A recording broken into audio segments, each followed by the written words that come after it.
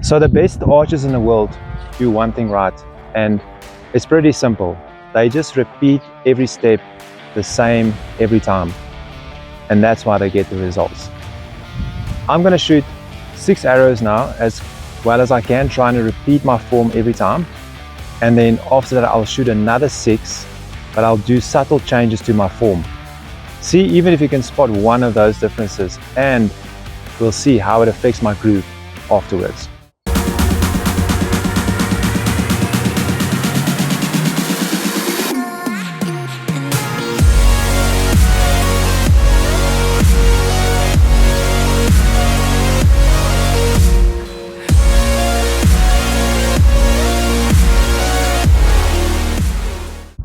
Okay, so 50 yards, and I'm going to shoot a group as good as I can, and let's see what happens.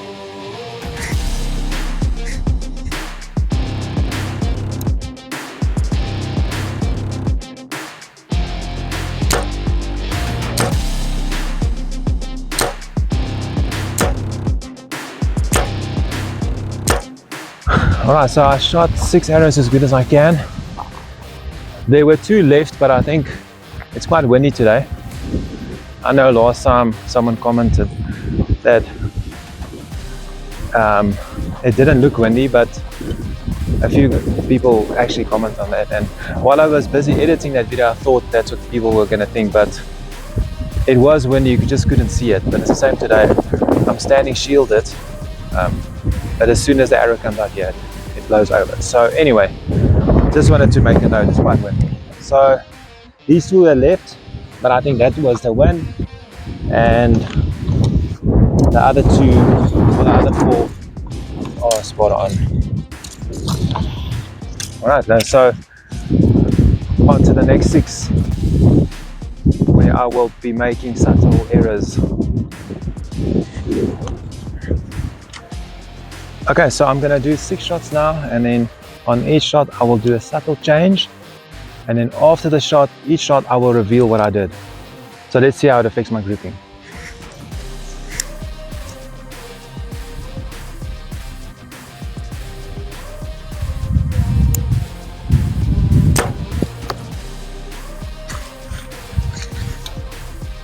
So what I did there, I dug my nose into the string, and I'm low right from what I can tell. Not too far off, but definitely moves your peep, and it will change your impact point.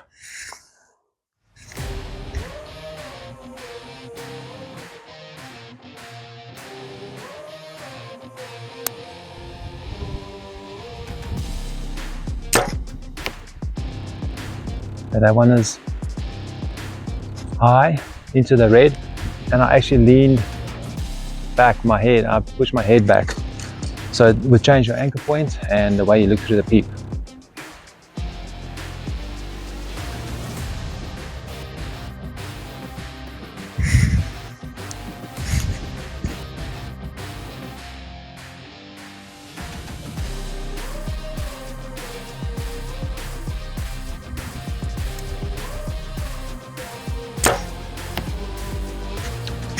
I gripped it quite deep, and my bow torqued naturally to the left, and it also changed the whole feel of my body.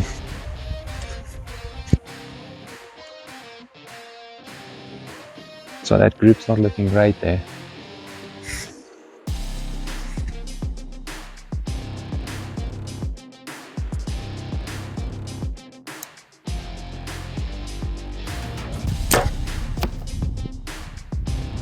Let me check where that one went. I think that one is actually on the 10, I think. But what I did there is I forced my shoulder down to the point where it's pushing this shoulder up, or pulling it up to the point where I will get like these dip bangs, you know, when it's unnatural, it's also not a good thing. I know most people coach it to be down, but it shouldn't be to the point where it's being forced down. Okay, so let's do something else now. What's it gonna be?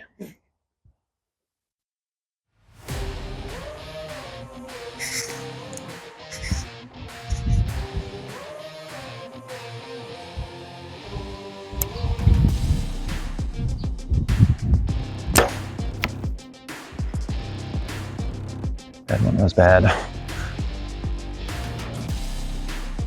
Okay, so that one was high. So what actually happened there, I closed my stance and I went from perpendicular, how I usually stand, I would close it all the way about a foot length. And what I found is the most difference I feel to these changes is I'm not holding my bow steady. That's almost the biggest problem when I change my form.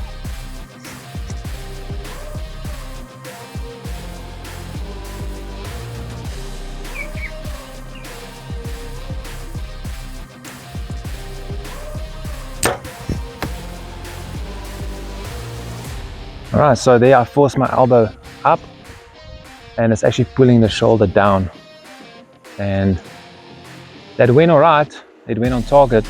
The shot went off on target, but I'm sure it's not on target. I think it's all the way to the left. So let's go check. So it's not looking great in front as expected. I've got high arrows, I've got left arrows, and I've got 2 10s by the looks of it. Most of it went left though.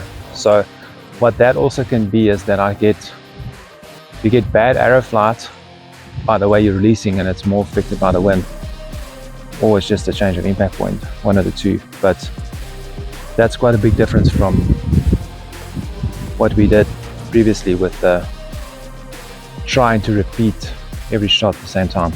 And yeah, now we can see why we need to do it. So we're gonna get Bernadette to be the model today. She's a good example of someone who doesn't practice a lot, but who has good form and therefore gets away with a lot of things. She's very competitive, especially in elimination matches, and also then short courses where shooting fitness is not so important. So in a ranking round 720, she lacks a bit there because she gets tired. But where there's short matches like a 15 arrow or ASA or an IBO, she's very good. So that just shows you that if you have good form, you get away with a lot more. So yeah, let's get to it. We're going to start with stance. I like to have my feet shoulder width apart and my feet pointing exactly forward, but there are many ways of shooting. That's how I stand. So in other words, if I ran an arrow like over here, and both of your toes will touch the arrow when it's pointing exactly to the target. Now another way of having your stance is if you have it, your front foot touching the arrow with your toe, and then the back side of the arrow will run exactly through the balls of your feet. Alright, so important thing as well is when you nock an arrow, which is a pretty simple procedure, but there's actually also a wrong way of doing it.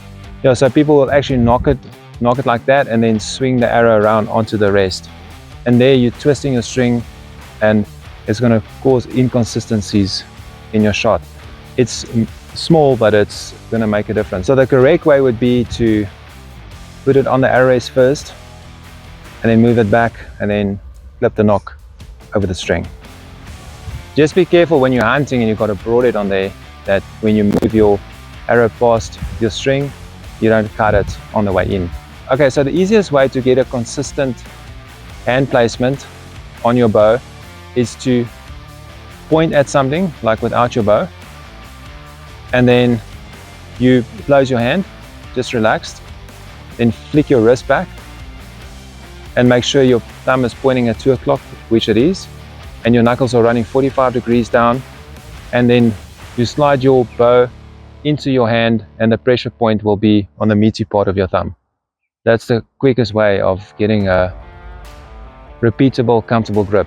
That grip ensures that it won't hit your arm because there will be enough space for the string to pass by, and also it will be a torqueless grip which you can repeat all the time. Okay, so the next thing we're going to cover is drawing your bow, and Bernadette draws this elbow slightly low, so just keep that in mind because she has shoulder problems. If she draws it too high, it actually pops out, so that's why she just protects a little bit by holding this elbow down. So it's a simple movement.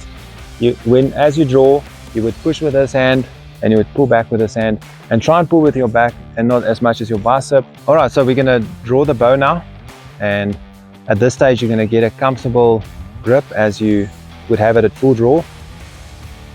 And then all you would do is not sky draw the bow, you would hold it slightly above the target or on target, push out with your bow hand, and then draw back with your release hand.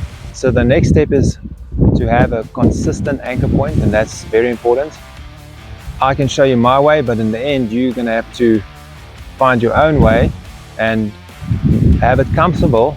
And this is also very important with your peep height, is to get a comfortable anchor point and adjust your peep height to the anchor point, not the other way around. I'll quickly show you how I like to anchor. It's not to say that you have to anchor like that, but I like to put the V between my index finger and my middle finger. I like to put on the side of my face here, on my jawbone, and that way I can repeat it very consistently and I can have a bone-to-bone reference point. If you're shooting an index finger release, I like to put this V between your thumb and your index finger. I like to put on the side of my face, also on my jawbone, and that gives me a bone-to-bone reference and it's easy to repeat. The next step is to have a solid shoulder system, and that's going to mean that you are trying to get it as close to parallel to the ground as possible. Some people ride it up like that, some people have it low down, but ideally you want it quite parallel, like to the ground. This will give you a strong system to work with, and it will improve your aim quite a lot if your shoulders are at a strong position. So the next step we want to do is to try and get as close to alignment as possible. This is to do with your draw length, and this is when your arm runs parallel with your arrow, and ideally you want to make a straight line from the tip of your elbow right through to the point of the arrow. I'm not perfectly in line. It's not the end of the world if you aren't, but it makes your shooting easier, I believe, if you are. So the next aspect of a good shot is to have a good follow through, and there are two aspects to this. The one is to keep on looking at the target until the arrow hits, and that's called the visual follow through. And then your physical follow through is just to allow your body to expand after the shot, and this should be natural and not a forced movement.